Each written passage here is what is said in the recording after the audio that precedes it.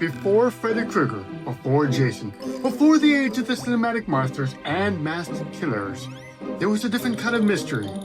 A mystery born from protest, paranoia, and pop culture. A world where monsters roamed, but none of them were real. And yet, the lesson was truer than anything supernatural. This is the story of Scooby-Doo, Where Are You? In the late 1960s, America was changing fast. The world was reeling from political assassinations, counterculture, and chaos. Television, once a comfort, had become a mirror to the nation's unrest. Parents wanted peace. Networks wanted profit. And somehow, out of that tug of war, came a talking Great Dane who taught us that fear usually wears a mask. And while we've gotten this far, please just take a moment to hit that little like button right now as we're going through the history of Scooby-Doo. Hanna-Barbera, that animation powerhouse behind the Flintstones and the Jetsons, was already a household name. But behind the colorful gags and talking animals, the studio faced its own monster, corporate panic.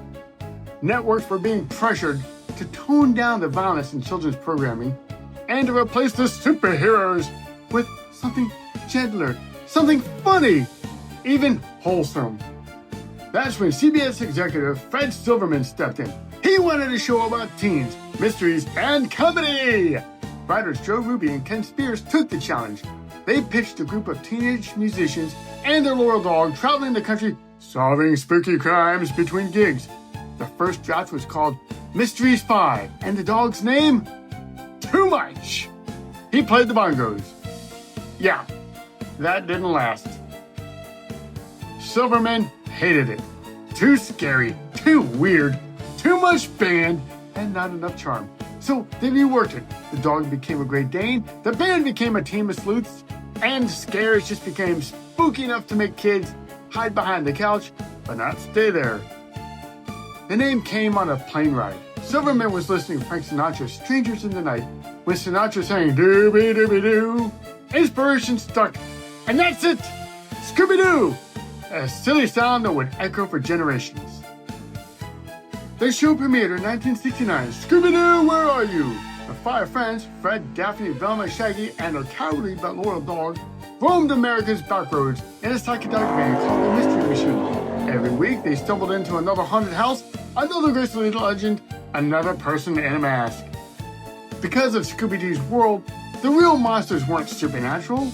They were con men, liars, crooks, greedy developers, people willing to weaponize fear for profit. Sound familiar? The original cast became icons. Don Messick as Scooby, Casey Kasem as Shaggy, Frank Welker as Fred, Nicole Jaffe as Velma, and Heather North as Daphne. Their chemistry carried the show into legend. And while every episode followed the same pattern, clues, chases, traps, and unmasking, the formula worked. It comforted kids while teaching them skepticism, that not everything scary is real, and that evil often behind something ordinary. The show's success spawned spin-offs, crossovers, and clones. Josie and the Pussycats, Speed Buggy, Cooper and the Ghost Chasers, and dozens of others chased that same magic, but none of them ever captured that eerie balance of mystery and morality quite like the original.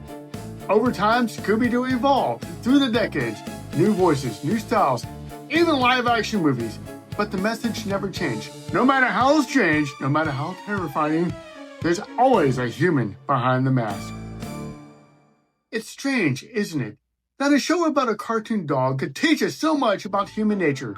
That under every ghost story, every haunting, every urban legend, there's usually just someone trying to scare you for money. Maybe that's why Scooby-Doo has lasted so long. Because we still live in a world full of monsters pretending to be something else.